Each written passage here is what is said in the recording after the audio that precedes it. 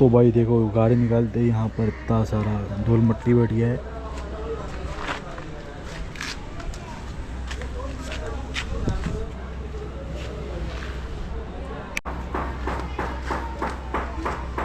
भाई बिल्डिंग के नीचे पार्किंग करो ना तो ऐसी गंदगी होती रहती है गाड़ी में। इसके लिए मैं एक छोटा सा कवर सोच रहा हूँ। आप लोग प्लीज़ सजेस्ट करके बताना कि कौन सा अच्छा कवर हो सकता है गाड़ी का, इससे अंदर कुछ धूल मट्टी ना जाए। Hey guys, welcome back to another blog. आप सभी का इस ब्लॉग में D42 राइडर में स्वागत है। कैसे हो आप सब? होप करता हूँ आप सभी लोग ठीक और मस्त हो गए। तो आज हम बात करने वाले हैं, जैसे कि मैंने रिसेंटली TFT डिस्प्ले चेंज किया था, उस टॉपिक पे बात करते हैं। तो फिलहाल यहाँ पे खड़े खड़े बात नहीं करेंगे, चलते हुए ब्लॉग करेंगे। Let's start the video. Hey guys, welcome back to another blog. तो आप सभी का फिर से एक स्वागत करते हैं इस ब्लॉग में। D42 राइडर के चैनल पे आप सभी का स्वागत है। तो बेसिकली अब सब्र हुआ ख़त्म। तो आज हमें बताना है भाई कि हमने इस KTM Duke 250 को, इस TFT डिस्प्ले पैनल को हमने कितने रुपए में चेंज किया और क्या क्या प्रोसेस था, इंश्योरेंस क्लेम हुआ या नहीं हुआ। बहुत सारे लोगों का क्वेश्चन मुझे इंस्टाग्राम में आ रहा है, तो मैं चाहता हूँ कि आप लोग मुझे इंस्टाग्राम पे भी फॉलो कर लो, ताकि मैं आप लोगों से अपडेटेड रहूँ। और कुछ भी चीज़ें कंफ्यूजिंग हो रही है तो प्लीज़ मुझे कमेंट करके बताना, तो मैं आप लोगों को DM में ज़रूर मैसेज प्रोवाइड कर दूंगा। तो फिलहाल ये लुक कैसा दिख रहा है आप लोगों को? अच्छा लग रहा है या ख़राब लग रहा है? कमेंट करके बताना। ख़राब लग रहा है एक का भी कमेंट आया तो मैं इससे चेंज कर दूंगा, क्योंकि मैं आप लोगों से ही मैं हूँ। आप लोग जो सजेशन देते हो वही चीज़ मैं करता हूँ। फिलहाल हमें लिए हुए हैं पूरे के पूरे 6 महीने। तो बेसिकली स्क्रैच टंकी पे तो आया नहीं है, हल्का सा यहाँ पे स्क्रैच था, इसकी वजह से मैंने पैड चढ़ा दिया है। और ये एक छोटा सा माइनर स्क्रैच लग रहा है, ये पता नहीं कब हुआ है, कभी भी हो जाता भाई।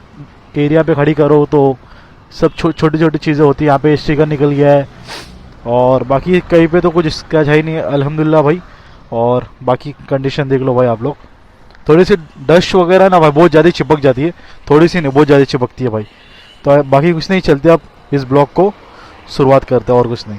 तो दोस्तों फाइनली अब यहाँ से निकलते हैं हम। भाई बहुत दिनों के बाद मोटो ब्लॉगिंग कर रहा हूँ, तो ये वॉइस मुझे पता नहीं प्रॉपर आ रही है नहीं आ रही है या ग्लिच हो रहा है, तो बाकी बीच बीच में चेक करना पड़ेगा और कुछ नहीं। तो फिलहाल चलते हैं, बिस्मिल्लाहिर्रहमानिर्रहीम।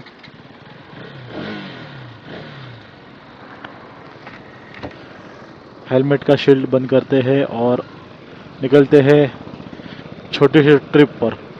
तो बेसिकली मैं जा रहा हूँ यहाँ से माहिम, वहाँ से एक राउंड मार के आते हैं, क्योंकि अपना छोटा भाई आया है घूमने के लिए, तो इसे सोचा कि चलो उससे भी घुमा के लेके आता हूँ।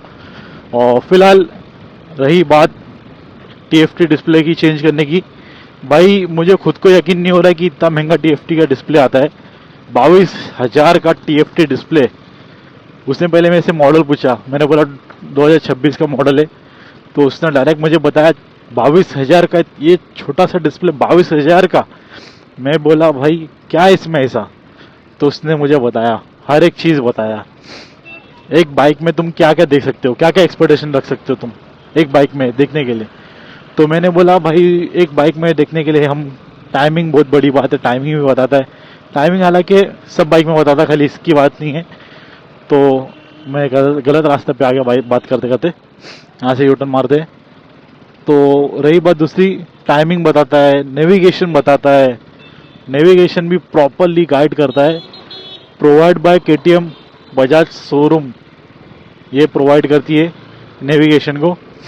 और दूसरी चीज़ ये है भाई कि ये ऑटो इंडिकेशन, जो कि TFT डिस्प्ले पे चलता है। ऑटो इंडिकेशन पता है? ऑटो इंडिकेशन उसे कहते हैं जब हम लेफ़्ट का, अभी कार में क्या होता है, लेफ़्ट का इंडिकेशन देते हैं हम, जैसे पूरा टर्न 80 डिग्री टर्न मार लेते हैं, तब जाके नेविगेशन ऑटोमेटिकली बंद हो जाता है। तो वही चीज़ इसके अंदर दी गई है। देखना एग्जांपल टर्निंग में बताता हूँ आप लोगों को। थर्ड, इसके अंदर आपका ये टैंक हो गया, मिरर हो गया और कूलेंट हो गया, कुछ भी इसमें अगर एरर आता है तो वो चीज़ भी इसमें बताता है। अभी लेफ़्ट का इंडिकेटर दिया मैंने, यहाँ पे इंडिकेटर बज रहा है, ये मेरा हाथ है, ऑटोमेटिक ये बंद हो जाएगा। यहाँ मैं लेफ्ट का देखा, अभी राइट मोड हुआ तो ये देखो भाई ऑटोमेटिकली ये बंद हो जाएगा।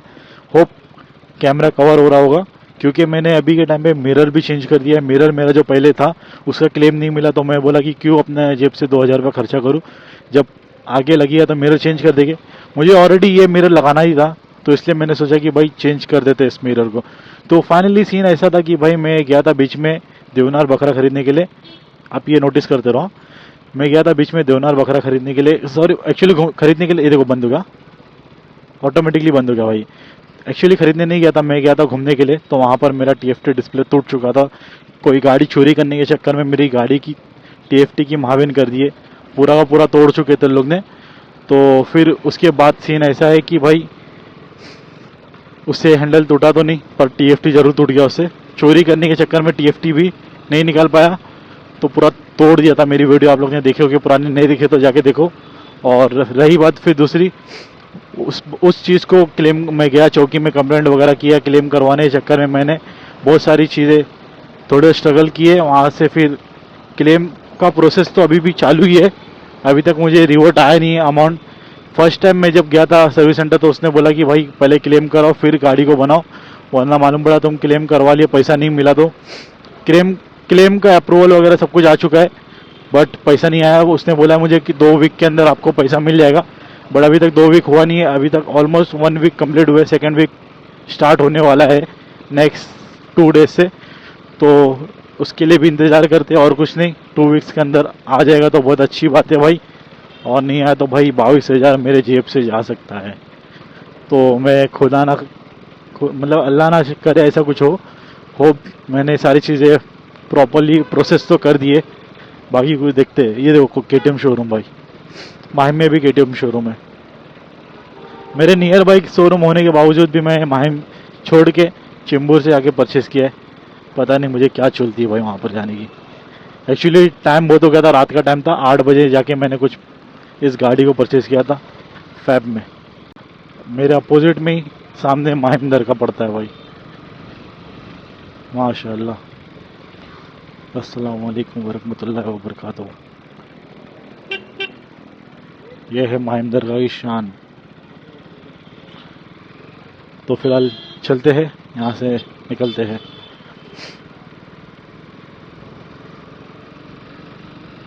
तो बस छोटा सा राउंड मारने आया था, मैं सोचा कि आप लोगों को बता दूं भाई मेरे इंश्योरेंस के बाद। भाई इंश्योरेंस क्लेम नहीं कर रहा हूँ, फिक्र आप लोगों को हो रही है।